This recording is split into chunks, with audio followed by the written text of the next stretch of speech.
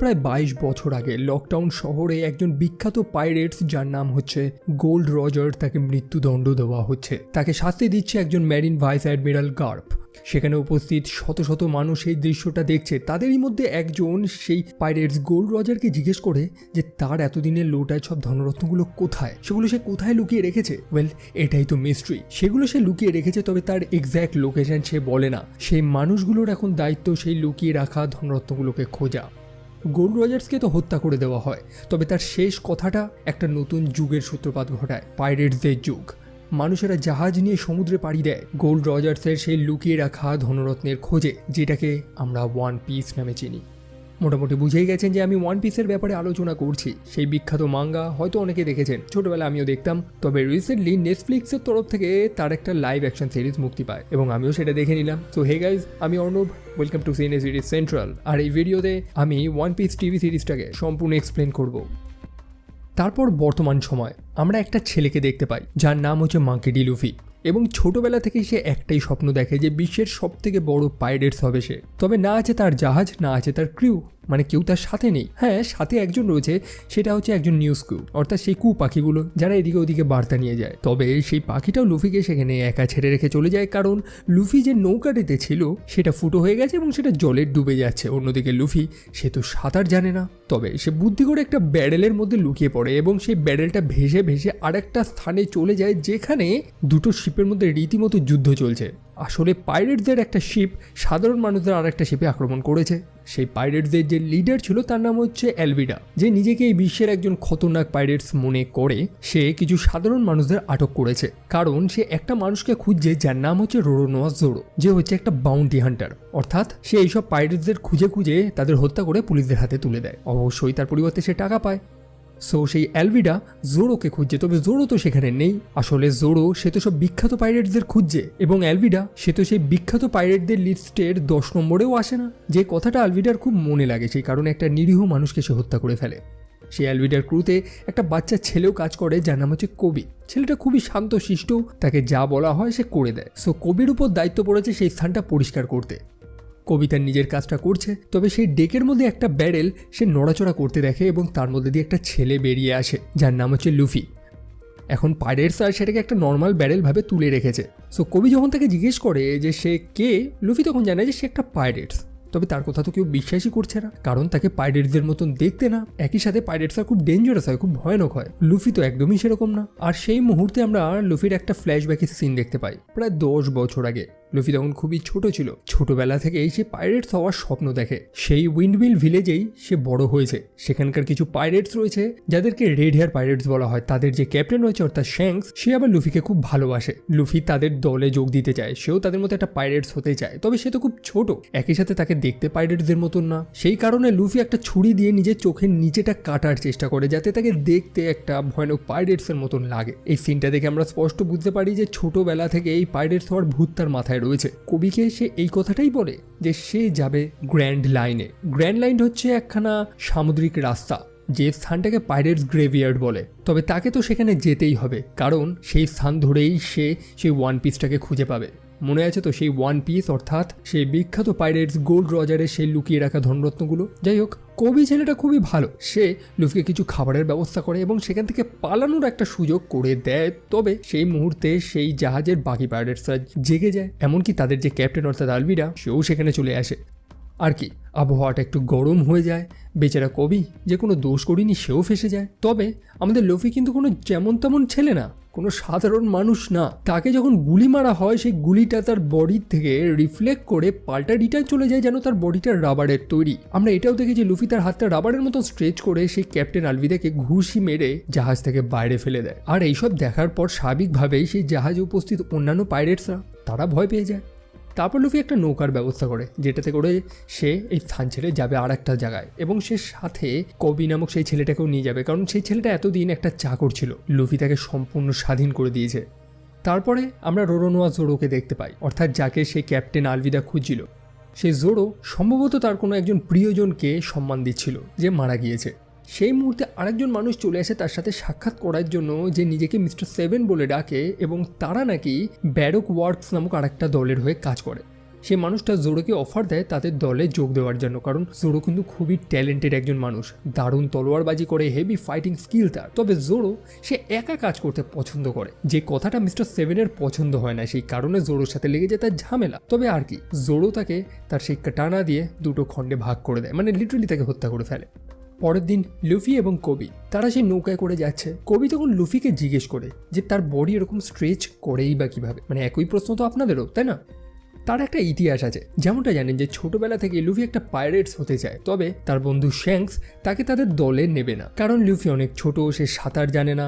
So যাই হোক, মনের দুঃখে লুফি একটা ঘরের মধ্যে বসেছিল যেখানে সেই পাইরেটসগুলোর লোটা জিনিসপত্রগুলো রাখা ছিল। সেখানে সে একটা ছোট বাক্স দেখতে পায় যার মধ্যে একটা অদ্ভুত ফল দেখতে পায়। সে ছিল ক্ষুধার্ত এবং লুফি সেই ফলটা খেয়ে নেয়। অন্যদিকে সেই স্থানে হিগুমা নামক আরেকজন পাইরেট এবং তার দল বলে সে একটু মাতলামি করছে, সেই স্থানের বারে সে ভাঙচুর করছে। তবে সেখানকার উপস্থিত বাকি পাইরেটসরা অর্থাৎ শ্যাঙ্কস এবং তার লোকেরা তারা কিন্তু কিচ্ছু বলেনি, বরং শ্যাঙ্কস তার সাথে অনেক ভালো ব্যবহার করছে, যেটা দেখতে পেয়ে লুফি রেগে যায়। লুফি বলছে যে সেই মানুষটা যখন এরকম মাতলামি করছে, এরকম খারাপ কাজ করছে, শ্যাঙ্কসের উচিত তখন সেই মানুষটাকে যোগ্য জবাব দেওয়া, তার সাথে লড়াই করা, কিন্তু শ্যাঙ্কস তো সেটা করে না। লুফির মনটা খারাপ হয়ে যায়। শ্যাঙ্কস তার হাত ধরার চেষ্টা করে, তবে সে লক্ষ্য করে যে লুফির হাতটা স্ট্রেচ হয়ে লম্বা হয়ে যাচ্ছে। তখন তারা বুঝতে পারে যে লুফি সে ডেভিল ফ্রুটটা খেয়ে নিয়েছে, বা যেটাকে গাম গাম ফ্রুটও বলা হয়। সেটা এক টাইপের শয়তানের ফল, যেটা লুফির মধ্যে কিছু সুপার হিউম্যান অ্যাবিলিটি দিয়ে দিয়েছে। তবে তার একটা মাইনাস পয়েন্ট হচ্ছে লুফি কোনোদিন সাঁতার কাটতে পারবে না, এই সমুদ্রের জল তার কমজোরি। যাই হোক, এখন বর্তমান সময় লুফি কিন্তু খুবই পজিটিভ ছেলে, তার মুখে সবসময় হাসি। ইভেন এই গোটা সিরিজে তার মুখে আমরা হাসি দেখতে পাই। সে খুবই পজিটিভ চিন্তা করে, সে তার বন্ধুদের মোটিভেট করার চেষ্টা করে। তার সাথে রয়েছে কবি, তাকেও সে মোটিভেট করার চেষ্টা করছে। কবি একটা শান্তশিষ্ট ছেলে, সে একটা মেরিন হতে যায় যে দুস্থ মানুষদের সাহায্য করবে, এবং লুফি তাকে মোটিভেট করে যে সেই কাজটা করার জন্যেই আর কি। তারা দুজন মিলেই চলেছে নিকটবর্তী আর একটা মেরিন বেসে। সেখানে তাদের দুজনেরই লাভ আছে। আমাদের লুফি সে সেখানে যাচ্ছে গ্র্যান্ড লাইনের সেই ম্যাপটাকে চুরি করার জন্য, যেটা সেই মেরিনদের কাছে রয়েছে। অন্যদিকে কবি সেখানে যাচ্ছে সেই মেরিনদের দলে যোগ দেওয়ার জন্য, কারণ সে একটা মেরিন হতে যায়। তবে সেই স্থানে তারা দুজন একা না, নামি নামক আরেকটা মেয়েও যাচ্ছে, যে খুবই চালাক। দুটো মানুষকে বোকা বানিয়ে তাদের নৌকাটা চুরি করে নামি নামক সেই মেয়েটাও যাচ্ছে সেই মেরিন বেসের উদ্দেশ্যে। যাই হোক, তারা শেলস টাউনে গিয়ে পৌঁছায়, যেখানে রয়েছে 153তম মেরিন ব্রাঞ্চ। সেখানে বেশ কিছু পাইরেটসদের ওয়ান্টেড পোস্টার রয়েছে। সেই অ্যালভিডা নামক সেই পাইরেটসের ছবিও আমরা দেখতে পাই, যাকে গল্পের শুরুতে দেখেছিলাম। তবে আমাদের লুফি তার মনটা খারাপ হয়ে যায়, কারণ সেখানে তার ছবি নেই। মানে সেও তো একখানা বিখ্যাত পাইরেটস হতে চায়, সেও চায় যে সেই ওয়ান্টেড লিস্টে তার নামটা থাকুক, হয়তো একদিন সেই স্থানে তার ছবিও টানানো হবে। তারপর তারা একটা বারে গিয়ে পৌঁছায়। তবে জোরো নামক সেই ছেলেটা, সেও সেই বারে গিয়ে পৌঁছেছে। আসলে সেও সেই মেরিন বেসে এসেছে তার টাকা নেওয়ার জন্য, কারণ মিস্টার সেভেন নামক একখানা গুন্ডাকে সে ধরে এনেছে, মানে তার মৃতদেহটা এনেছে। তবে সেখানে হেলমেপো নামক একটি ছেলে একটা বাচ্চা মেয়েকে খুব জ্বালাতন করছিল। জোরোর সাথে লেগে যায় তার ঝামেলা। সেই হেলমেপোর পিতা কিন্তু সেই স্থানের মেরিনদের ক্যাপ্টেন, যাকে এক্স অ্যান্ড মোর্গ্যান বলে সবাই চেনে। তবে জোরো তো তাকে ভয় পায় না, তাকে তার যোগ্য জবাবটা দেয় সে। সেই ফাঁকে নামি নামক সেই মেয়েটা, সেও সেই স্থানে এসেছে। তার রয়েছে আবার অন্য আর একটা উদ্দেশ্য। সে সেখানে উপস্থিত আর একটা মেরিনকে পটিয়ে পাঠিয়ে তাকে পিটিয়ে তার ড্রেসটা চুরি করে নেয়। যাই হোক, সেই হেলমেপোর যে পিতা অর্থাৎ এক্স অ্যান্ড মোর্গ্যান, সে সেখানে এসেছে জোরোর সাথে কথা বলার জন্য। সে জোরোর সাহসিকতার অনেক প্রশংসাও করে। তবে জোরো যেহেতু সেখানে সে ঝামেলা করেছে, সে তার শাস্তি তো তাকে পেতে হবে। এখন জোরো যদি শাস্তি না নেয়, তাহলে সে সেই টাকাটাও পাবে না মেরিনদের থেকে। তাই টাকার বিনিময়ে সে 7 দিনের শাস্তি মেনে নেয় আর কি। তাকে 7 দিন ধরে একটা স্থানে বেঁধে রাখা হবে, বাজে টর্চার।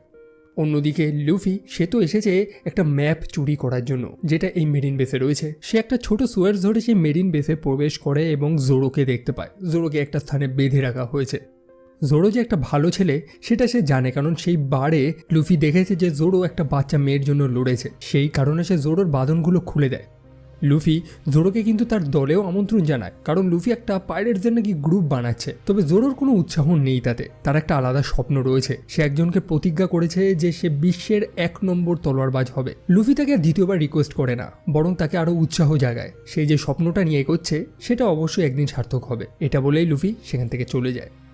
অন্যদিকে সেই ম্যারিনদের অফিসে নামি নামক সেই মেয়েটা, যে একজন ম্যারিনের ড্রেস পরে ছদ্মবেশে সেই স্থানে প্রবেশ করেছে। তবে লুফি তাকে দেখে চিনতে পেরে যায়। সে যে ছদ্মবেশ নিয়ে রয়েছে সেটা সে জানে। তারা দুজনেই এখানে এসেছে সেই গ্র্যান্ড লাইনের ম্যাপটাকে চুরি করার জন্য। তবে সেই marine captain X and Morgan তাদেরকে দেখে নেয়, যদিও তারা দুর্দান্ত মিথ্যে কথা বলতে পারে। সেই মানুষটাকে বোকা বানিয়ে তার পকেট থেকে তার কেবিনের চাবিটা চুরি করে তারা দুজন চুপচাপ সেখান থেকে বাইরে বেরিয়ে যায়। তারা সেই ক্যাপ্টেনের কেবিনে গিয়ে পৌঁছায়। সেখানে একটা সিন্ধুক রয়েছে যার মধ্যে সম্ভবত সেই ম্যাপটা রয়েছে। লুফি তার শক্তি দিয়ে সেই সিন্ধুকটাকে মাটি ফুঁড়ে বার তো করে, তবে ততক্ষণে সেই ক্যাপ্টেন সত্যটা জানতে পেরে গেছে। গার্ডসরাও খবর পেয়ে গেছে সবকিছু আর কি। তারা সেখানে চলে আসে এবং সেখানে তাদের মধ্যে লেগে যায় ফাইট। তবে অবশেষে সেই এক্স অ্যান্ড মর্গান সেখানে চলে আসে, যার একটা হাত সত্যি কুড়ুলের মতন, মানে একটা হাতের জায়গায় কুড়ুল রয়েছে। তার সাথে লড়াই করাটা সত্যি খুবই টাফ ছিল। অন্যদিকে জোরো সে চুপচাপ সেখান থেকে বেরোচ্ছিল, তবে সেও চলে আসে সেখানে তাদেরকে সাহায্য করার জন্য, কারণ লুফি সেই তো জোরোকে সেই স্থান থেকে বাঁচিয়েছে। জোরো এসে মর্গানের সাথে ফাইট করে, তার সোর্ড স্কিল দুর্দান্ত, আর অবশ্যই মর্গান তার সাথে লড়ে পারে না আর কি। তারা তিনজন সেই শিপটাতে করে, যে শিপটা নামি নামক মেয়েটা চুরি করেছিল সেটাতে করে চুপচাপ সেখান থেকে বাইরে বেরিয়ে যায়। তবে যাওয়ার আগে কবি নামক সেই ছেলেটা লুফির সাথে সাক্ষাৎ করতে আসে। লুফি চায় যে কবিও তাদের দলে জয়েন করুক, মানে তাদের পাইরেটসদের দলে। যদিও জোরো এবং নামি কেউ সেটাকে দল মনে করে না, লুফি তো একাই সেটাকে নিজের দল মনে করছে। যাই হোক, কবি তাদের সাথে যেতে পারবে না, কারণ তার একটা স্বপ্ন আছে, সে একটা ম্যারিন হবে। তাই সে পাইরেটসদের সাথে কখনো বেরোতে পারবে না, তাকে এই স্থানেই থাকতে হবে। আজকে তারা দুজন বন্ধু হলেও ভবিষ্যতে অবশ্যই তারা দুজন শত্রু হবে। লুফিও এটা জানে। সে তার বন্ধুকে একটা বিদায় জানিয়ে সেখান থেকে চলে যায়। তবে সেই খবর আর একজন সিনিয়র মেরিন অর্থাৎ ভাইস অ্যাডমিরাল গার্প সে খবরটা পায়। তারা টেলিফোনের মতন এক টাইপের জিনিস ব্যবহার করতো যেটাকে ডেনডেন মুশি বলা হতো। অ্যাকচুয়ালি সেটা শামুকের মতন একটা প্রাণী যার মধ্যে টেলিপ্যাথিক কিছু অ্যাবিলিটি রয়েছে। সেটার মাধ্যমে সেই ভাইস অ্যাডমিরাল খবর পায় যে সেই গ্র্যান্ড লাইনের যে ম্যাপটা রয়েছে সেটা চুরি হয়ে গেছে। এখন তাদের বসে থাকলে চলবে না। সে তার রাইট হ্যান্ড অর্থাৎ যার নাম হচ্ছে বোগার্ট, তাকে নিয়ে বেরিয়ে পড়ে। অন্যদিকে কাবেজি নামক আরেকজন মানুষ, তার বস যাকে বাগি দ্য ক্লাউন বলা হয়, তাকে খবর দেয় যে সেই বিখ্যাত ম্যাপটা চুরি হয়ে গেছে। বাগি মনে করে যে সেই ম্যাপে একমাত্র তার অধিকার রয়েছে, তাই সেই ম্যাপটা পাল্টা সেই তিনজনের থেকে কিভাবে চুরি করতে হয় সেটা সে জানে এবং সেটাই সে করবে। তারপরে আমরা আবার ফ্ল্যাশব্যাকের একটা সিন দেখতে পাই। ছোট লুফি